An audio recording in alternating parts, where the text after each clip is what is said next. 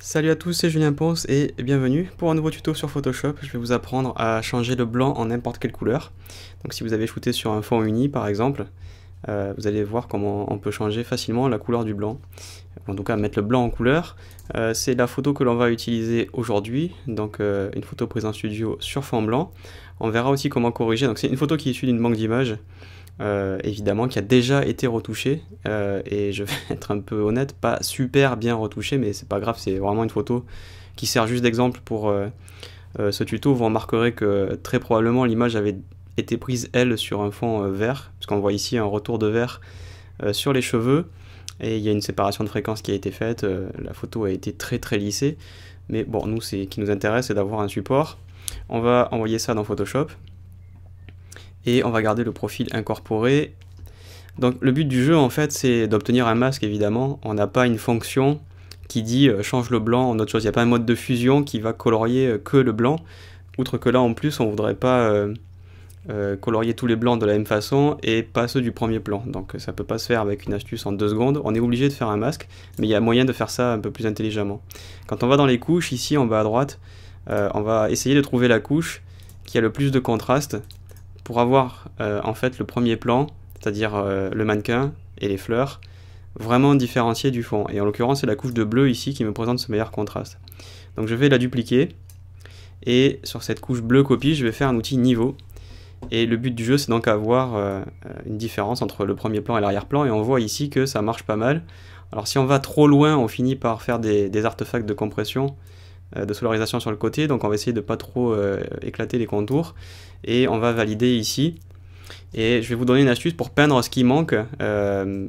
Vous pouvez utiliser évidemment le pinceau ici en mode normal, mais si jamais vous avez par exemple des trucs au niveau des fleurs sur les côtés que vous voulez pas galérer à peindre, même d'ailleurs vous savez quoi, je vais faire exprès de pas aller jusqu'au bout. Voilà, je vais mettre ça comme ça. Peut-être parce que vous aurez une photo où ça va pas aussi bien marcher que ça, donc je vais essayer de pas trop tricher. Regardez, en fait, ce serait galère du coup d'aller avec le noir et d'essayer d'aller peindre là, parce que par exemple cette fleur, bah, elle est sur le fond et il faudrait faire un détourage pour pouvoir bien la peindre, ou alors il faudrait zoomer très fort et aller prendre une toute petite brosse et venir peindre les contours. Bon, du coup c'est galère. Est-ce qu'il n'y a pas un moyen de barbouiller ça rapido et de bien faire la différence avec le fond? Eh bien oui, en fait, on va prendre le pinceau, donc outil à gauche, pinceau ou raccourci B, et dans le mode de fusion du pinceau, on va lui dire lumière tamisée ou incrustation. Alors incrustation, ce que ça fait, c'est la même chose que lumière tamisée, mais en plus fort. Ça veut dire qu'en fait, il va foncer tout ce qui est en dessous du gris. Il va pas toucher au blanc en fait. C'est-à-dire, par exemple, si je peins en noir sur du blanc, il se passe rien. Par contre, vous voyez que si je peins ici à l'intérieur, eh bien, il va foncer encore un peu plus. Donc, en gros, vous voyez que je peux barbouiller sans problème mes fleurs, le modèle, etc. Et j'ai pas à me soucier en fait de dépasser. Donc, ça, c'est quand même vraiment cool. Vous imaginez le temps qu'on gagne. Et on peut le faire une deuxième fois, voilà, pour les teintes qui n'auraient pas été prises en compte du premier coup. Alors, les trucs qui sont complètement blancs et qui sont à l'intérieur du sujet, il va pas y arriver, comme les yeux, mais là c'est pas grave, maintenant qu'on en est là, on est d'accord que ça va être hyper simple de prendre normal et hop, de mettre un petit coup là-dedans. Alors si vous avez des éléments qui sont semi-transparents comme les cheveux et qui sont un peu gris clair, quand vous allez faire ça, ils vont être peints en noir ou peints en blanc suivant que vous faites l'un ou l'autre. Et si c'est trop fort et que vous faites disparaître des éléments, au lieu de mettre incrustation, vous mettez lumière tamisée. Ça fait la même chose mais en moins fort. Donc maintenant qu'on a ça, on va faire une sélection avec CTRL-clic. On CTRL-clic sur la couche de bleu, on remet le RVB, on enlève la couche de bleu qu'on a modifiée, et on a maintenant obtenu une sélection à partir de ce que l'on a peint. Donc on retourne sur les calques, et maintenant tout bêtement on va faire un teint de saturation, et ce teint de saturation va se baser pile poil sur la sélection que l'on a obtenue à partir de la couche. Et donc là, hop, teint de saturation, dans les propriétés on va cliquer sur coloriser, il faut veiller à diminuer un tout petit peu la luminosité, à augmenter un tout petit peu la saturation, et vous voyez que j'ai ici incrusté du rose, je peux incruster du jaune, incruster du vert, du bleu, vous voyez qu'on peut changer toute la couleur de fond, et donc on peint en blanc, sauf qu'on peint en blanc à l'endroit où on veut, par exemple on n'a pas pris les yeux bien entendu, quoi. Donc si elle avait des vêtements blancs, on aurait pu mettre les vêtements ou pas, et ainsi de suite. Et vous voyez que ça a fait le détourage tout seul à partir de la couche. Si on veut vraiment changer la couleur, faites attention que si vous mettez quelque chose de très foncé, évidemment on va faire apparaître un liseré par rapport à notre sélection. Alors néanmoins, si on veut quand même essayer d'avoir un meilleur contour, on peut aller chercher ici le masque en cliquant dessus, et on va cliquer ici dans la partie qui s'appelle améliorer, on va cliquer sur sélectionner et masquer. Le raccourci c'est CTRL-ALT-R ou commande-ALT-R sur Mac. Et donc le but du jeu, ce serait d'essayer d'avoir une meilleure sélection, notamment ici sur les contours, et on corrigera ce petit truc de vert un peu crado. Et on voit ici qu'on a des contours qui sont pas très jolis, là aussi je vais vous montrer comment on fait. Bon, passons d'abord au lissage pour éviter ce truc blanc qui traîne sur la joue, etc.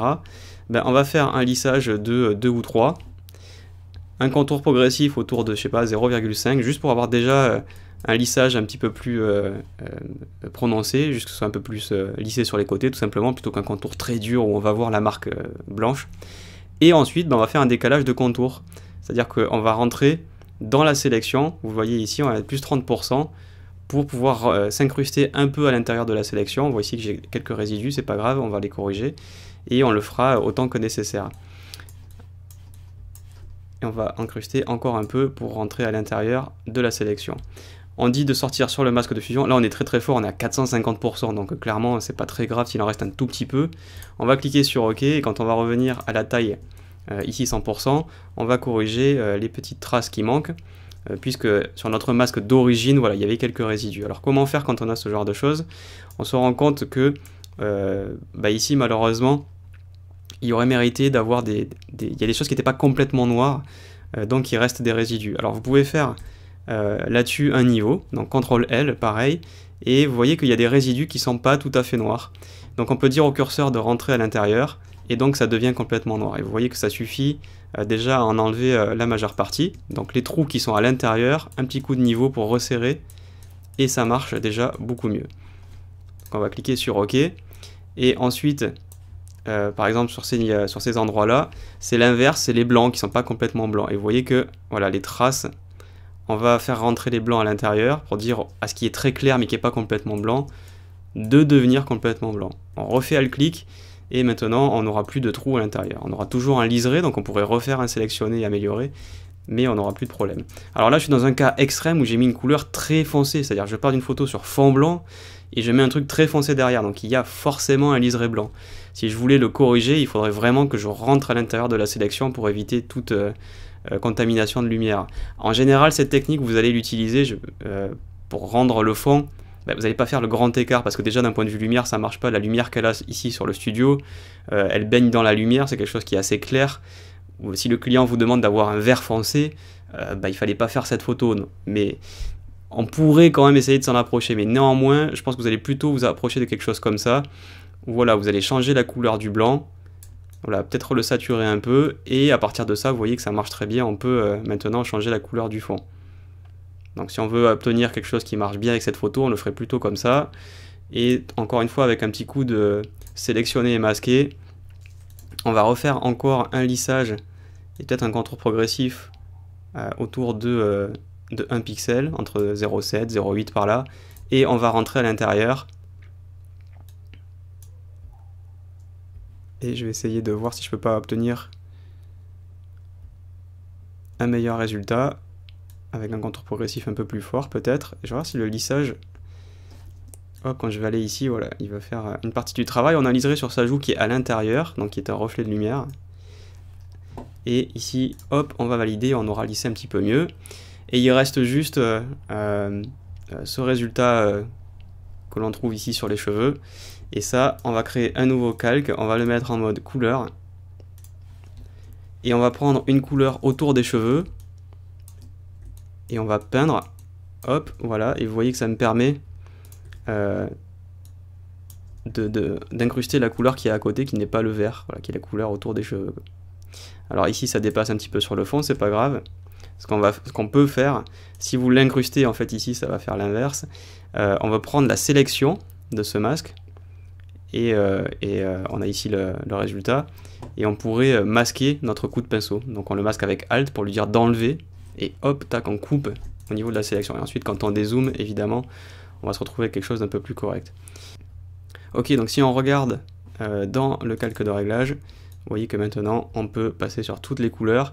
Encore une fois, le grand écart avec une couleur très foncée, ça va pas hyper bien marcher. Je vous dis, au niveau des liserés, ça risque d'apparaître assez clairement. Et même là, c'est quand même très foncé. Si je voulais faire une image qui va bien avec la photo d'origine, donc avec le choix pris par le photographe d'avoir une lumière assez claire et quelque chose qui baigne assez dans la lumière, on ne devrait pas être en luminosité -20 mais autour de -10, voilà. Et là-dessus maintenant, on n'aura plus de problème de liseré, juste à part sur l'épaule avec certaines couleurs qu'on pourrait corriger sur le masque, mais vous voyez que le blanc maintenant peut être colorisé dans toutes les couleurs qu'on veut.